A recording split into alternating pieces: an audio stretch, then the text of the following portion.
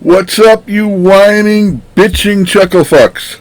I'm back again, the Red Pill Coach, after less than a week to correct my last video, which half of you bitched about the volume. You guys have no idea what a pain in the ass putting together these videos is. I spend probably 6-8 hours per video putting this shit together, so sorry about the volume.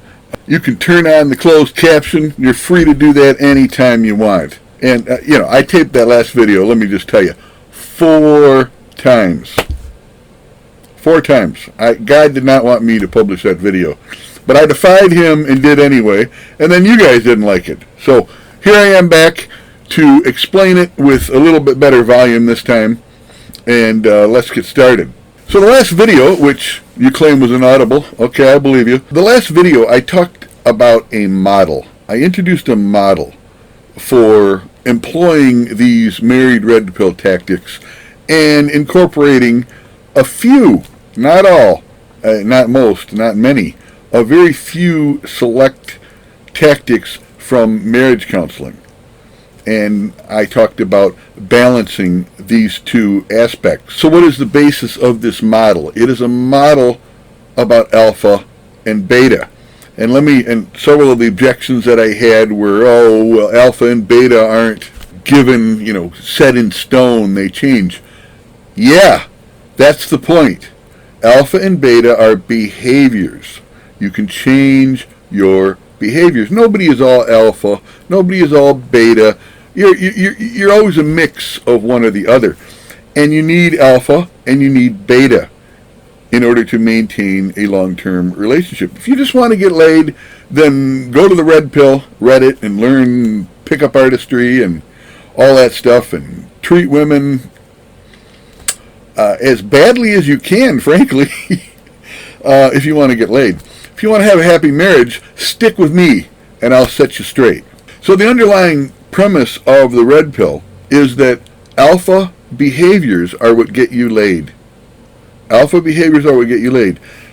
Beta behaviors do not get you laid. However, they are necessary for a long-term relationship. You cannot maintain a long-term relationship without beta behaviors. You can absolutely maintain a high-sex marriage, but you're not going to have a happy wife. You're going to have a wife on edge, and some of you guys are fine with that. God bless you. Go for that. If you just want sex in the marriage, then follow the married red pill solution, the red pill solution, and, be the alpha. If you want to have a satisfying, long-term, happy marriage, you need to mix the alpha and the beta. And I'm going to tell you how to mix it because I've got it figured out. So in some, alpha behaviors get you laid, but in some sense, they can damage relationship comfort. They make the girl uneasy, unhappy, and when allowed to progress to its natural conclusion, she becomes desperately unhappy and freaks out. And I've seen many, many guys who think they're alpha studs, right? Alpha studs, right? That's you. Get divorced. Why? Because the wife thinks they have the emotional connection, but it's just a connection to your penis. That's the only thing you two have in common. And when the wife realizes that, right about a month after the baby is born, you're out on the cold. And you're going to end up divorced as the super stud, I'm the alpha guy. So I'm going to teach you how to avoid that. Okay, but first of all, you have to understand. You have to understand the difference between alpha and beta. Alpha behaviors get you laid. They make women wet.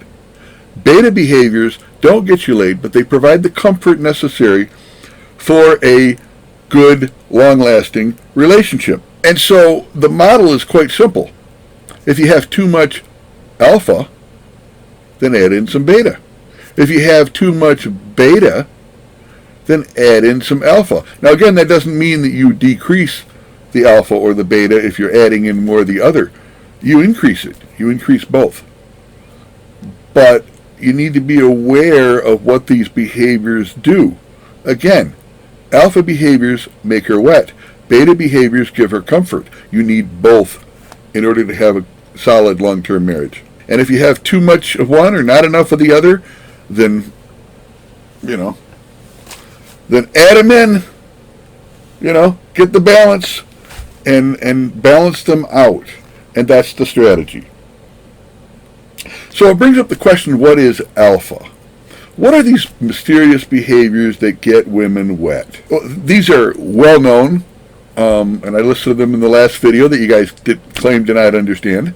But alpha behaviors are leadership, their strength, their certitude. They are a man who has options. And a man with options behaves in a certain way. If the woman turns him down for sex, he doesn't say, "Oh, why don't you ever want to have sex?" He says, "Okay, fine, I'll see you tomorrow." And she lays there going, "Oh, what does that mean?" You see, while you're decreasing relationship comfort, you're increasing the tingles, the vaginal tingles. You're making her wet. And you increase one, and you decrease the other, you're going to get an imbalance. But if you increase them both, like that, you'll get a balance. And that's what you're shooting for. So, some examples of alpha: leadership, do not give a fuck. Alphas don't care.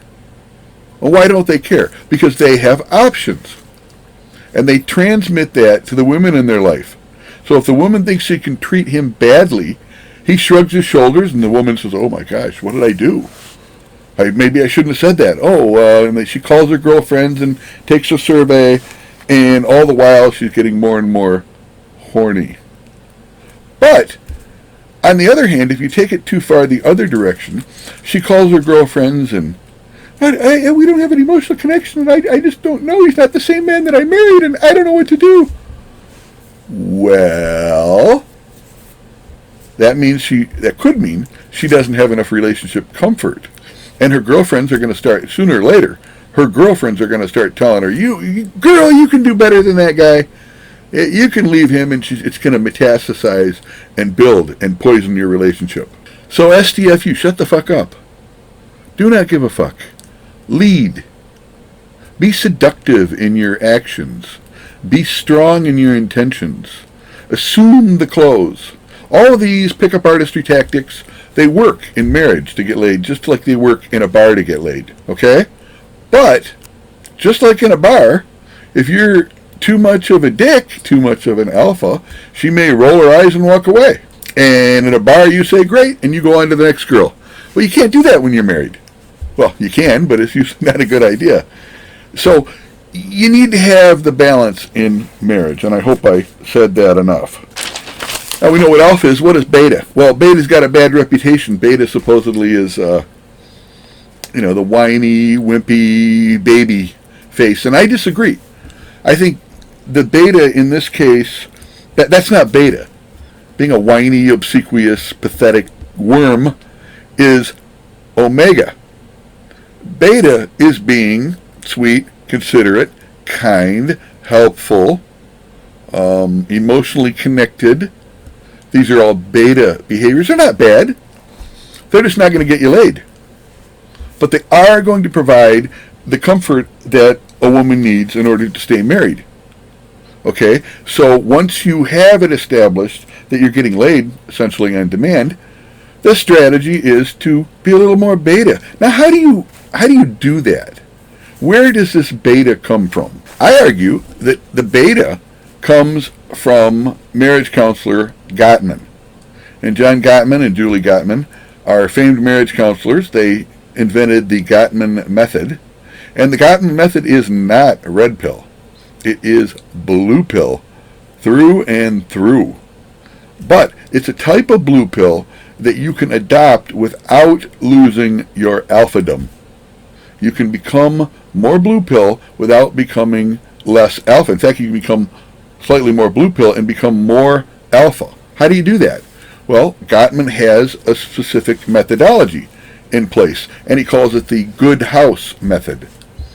And I've been through it before, but essentially, he talked to successful couples, videotaped them, and found out that certain couples have certain ways of interacting, and this So he looked at the successful couples and he said, hey, if they're successful, maybe unsuccessful couples could, or less successful couples, could imitate the behaviors of successful couples and do better. And it worked.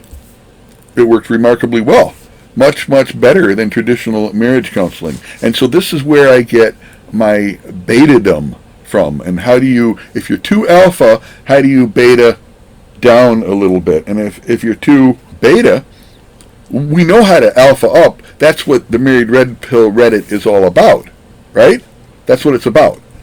How to alpha up. But it doesn't deal with this big chunk of guys who are alpha already, and then they discover the red pill and they think they need to be more alpha. These guys, they have a name for these guys. We call them divorced men. Again, this is for the 20% of guys listening who are alpha, or on the alpha side. For most of you guys, you need to follow the Married Red Pill script. Man up, alpha up, become a better leader, go to the gym, lift, do all these things. But Married Red Pill has a gap in it, because it doesn't address... Now, it did identify the concept of Ramboing. Becoming your beta and then deciding you're alpha and becoming alpha too quickly. We have addressed that, but we haven't addressed the guy who's already alpha, especially the guys who are a little alpha and is a little bit, spurgy. These guys have a terrible time. These guys really have a terrible time, and it represents a good chunk of my clients. And they come in, and I had one guy, I said in the last video that no one heard, I had one guy who cheated on his wife 6 times. He cheated on her 6 times. And he comes to me, and she stopped having sex with him. So immediately he goes out and gets a girlfriend. It's like, yeah.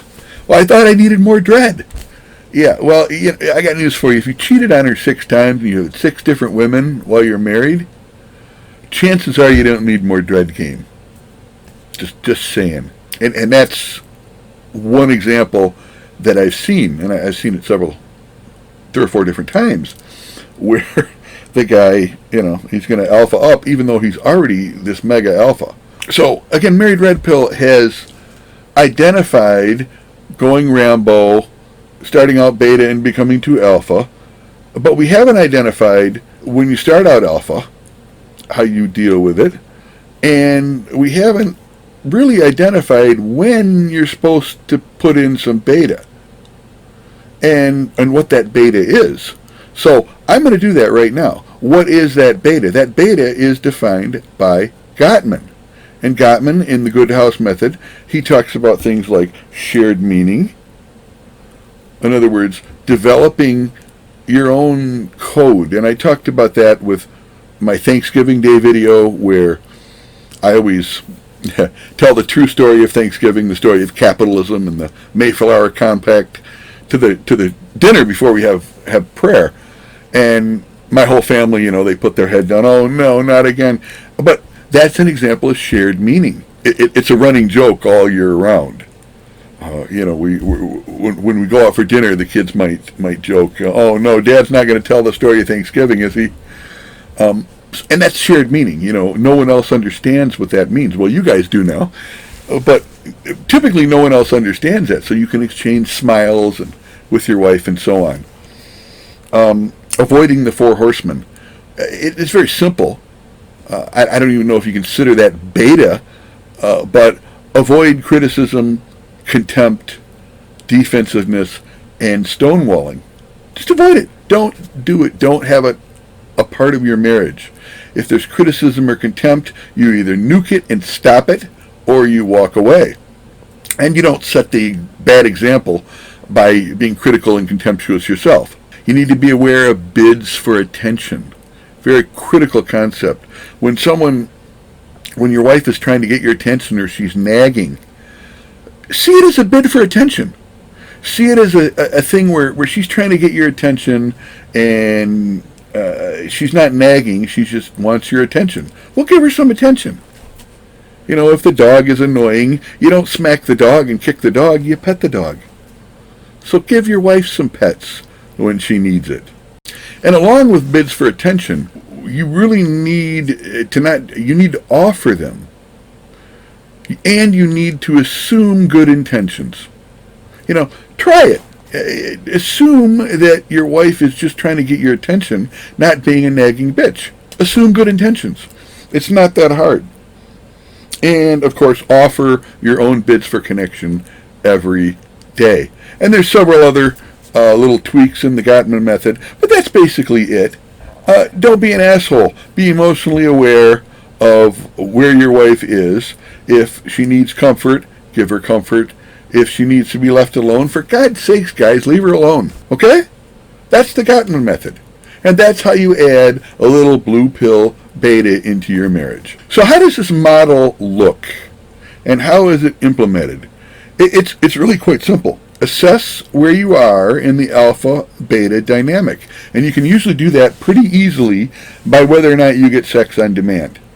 If your wife is playing games and squirrely and, I don't feel like having sex today, and she's turning you down, I don't know, more than half the time, chances are you're not too alpha, okay? If the wife is afraid to turn you down, and you've got this hysterical bonding thing going on that some alphas do, I suggest that you try a little beta. Try a little Gottman. Be aware of your wife's emotional state. Use I words, right? I want this, rather than you need to do this. Okay? Use we words when you can. We need to work on getting along better. Versus, I want you to stop being a bitch. You see the difference there? You use I and we words versus you and accusatory words. Again, these are ways to add the beta when you've gone a little bit too far alpha. Now, we know when you're too far beta. We know when you're too far beta, you're not getting laid. That's most of you. But if you are getting laid, chances are you need to add a little bit more of that beta in there. And you're still having problems in your marriage, then add a little bit more beta. If you are not getting laid, then you almost certainly need to add more alpha. Stop giving so many fucks. That's the bottom line. Stop giving so many fucks. And chances are you'll do a lot better. Cultivate options. Get to the gym.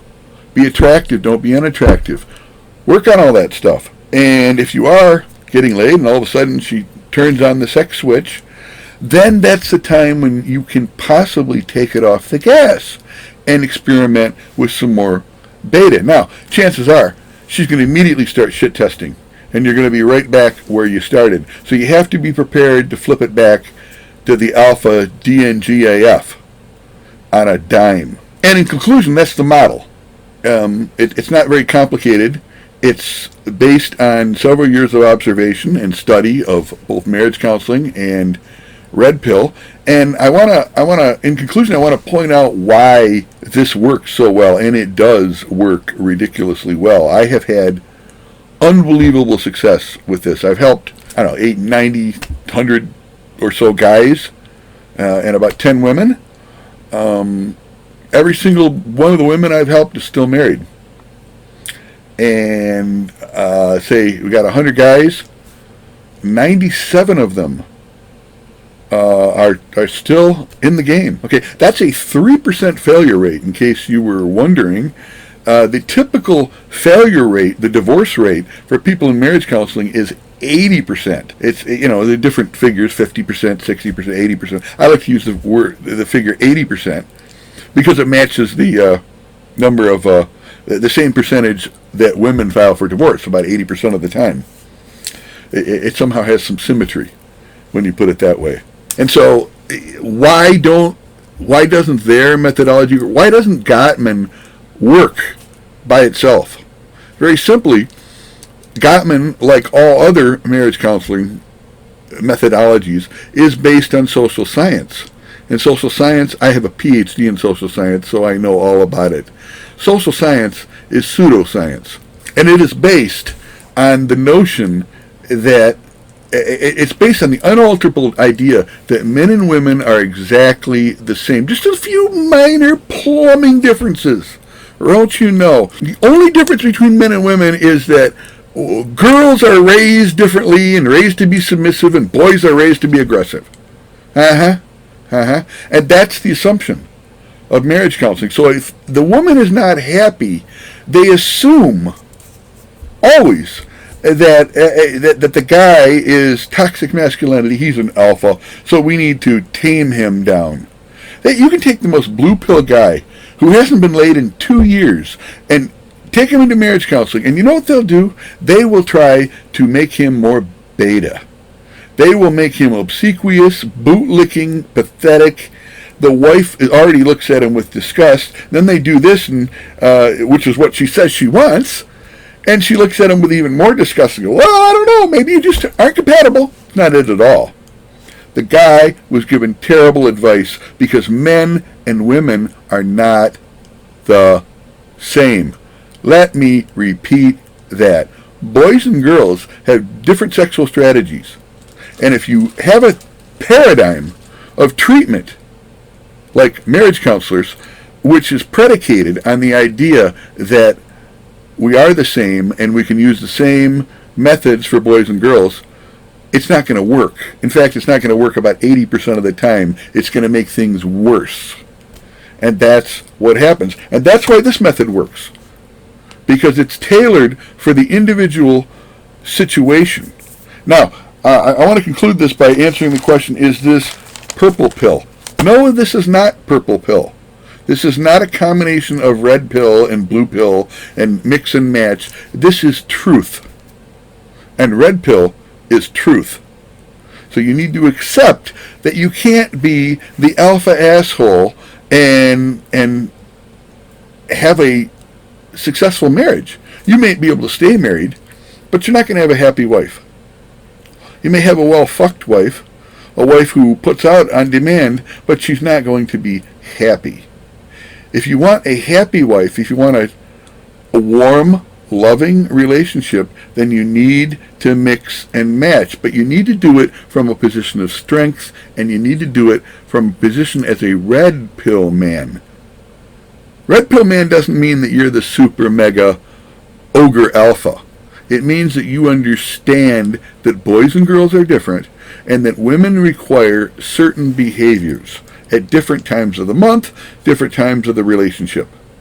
And we adjust on the fly. And that's all I'm saying. So good luck with that. I'm having very, very good success with that. I think this works because red pill is a suite of alpha behaviors, and it's acknowledgement of the truth, while marriage counseling doesn't acknowledge the truth at all in most cases, and it's based on the gynocentric feminist model that assumes equality and uniformity. And it simply doesn't work to take the bluest of the blue and make them more blue. But it does work to take the bluest of the blue and make them more red. And then to take the reddest of the red and soften them up a bit and make them a little bit more blue. That doesn't make them purple. It makes them red with perhaps a little blue outline. And that's all I'm saying. This model works. I encourage you to take a look at it, and good luck. So hopefully the volume is better on this, and hopefully you have a great weekend. Take care.